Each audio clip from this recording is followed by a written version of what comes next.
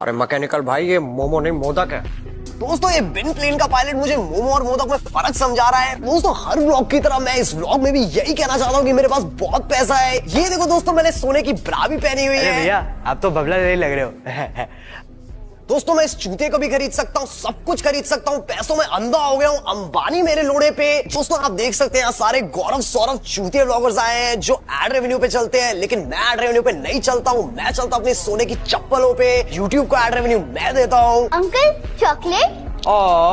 तो दोस्तों आप देख सकते हैं यहाँ काफी गरीब बच्चे आए हुए हैं। मैं नहीं रह सकता यहाँ एक मिनट भी।